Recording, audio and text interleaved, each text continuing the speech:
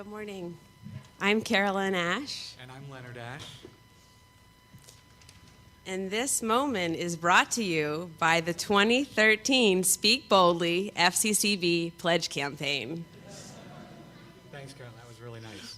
So before we start, Carolyn, did you get a chance to see Phil's sermon 2 weeks ago for the 11 o'clock service? I know you weren't there, but were you able to watch the webcast? The one that launched the Pledge Campaign? That's the one. In the 11 o'clock service 2 weeks ago. I wasn't there, but I watched it on the webcast.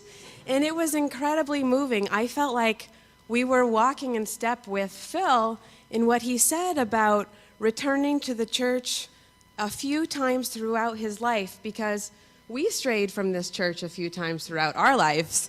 And every time we came back, we got an incredible welcome from some of the same people and some new people. And we were always impressed by how inclusive and welcoming this congregation was. Something else that really resonated with me about Phil's sermon is how he shared that we can be our best selves at this church, and how this church has so many opportunities for us to share our gifts in making the church a stronger, better, more powerful, bold place. Like for Phil, his gifts are in music, in art, and creativity. And because of him sharing those gifts, our church is so much more physically gorgeous, as well as more musical and artistic. That's right. Yeah, and so that sermon, I left thinking, that's just so typical FCCB. A place that makes you feel loved, that has a place for you here. And that certainly spoke to what our experience was when we joined.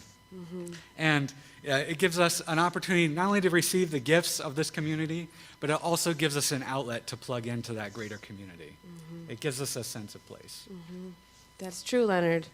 Also, God's presence is so vivid in this church.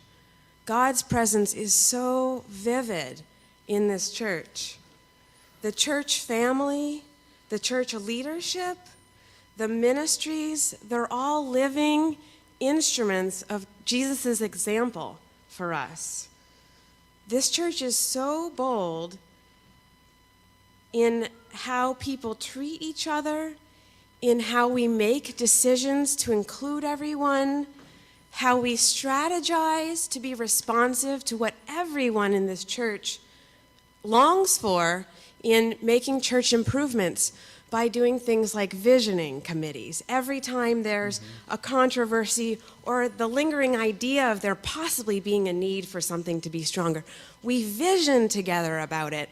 And then we come up with search committees that are not an HR function to find the best candidate to fill the best position, but they're actually these God-designed groups of people who pray together and think really intentionally about who and what the church wants to improve its ministry to all of the people and to the greater community. That's right. That's right. We see how the church is being bold.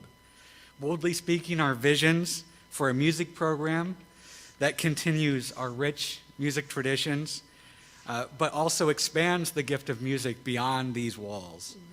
And FCCB is also boldly starting a befriender ministry and creatively finding new ways to spread the good news and the love of God to our community and then to the greater community around the world. Yeah, Leonard, don't forget that also this church pays a lot of attention to the spiritual development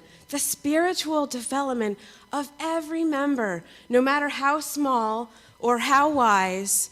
This church is so intentional about the spiritual development of every member, whether that be providing very enriching adult learning hours during the middle hour, or Bible studies, or women's retreats. And I'm sorry for all the men who can't come to them, because they are powerful. Also, the children's and families and educational programs are expanding this year, and I'm so excited to see what the new staff members are going to bring and how much time that's going to free up of Rachel to have more time to develop the adults and the adult programs and the other things that she's taken on. Yeah, it's incredible. You know, we've been thinking about how FCCB has been a beacon to this community for generations. I mean, these walls just, these are decades and decades of people's dreams and people's dedication to this church. And what's really exciting now is that this is our time. This is our time to carry this forward and with these visions to the next generation.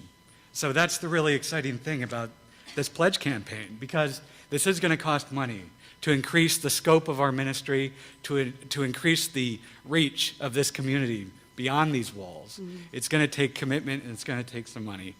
And so that got us thinking that, I know we've been bold with our pledges in the past, but I think this year we're going to pledge more boldly.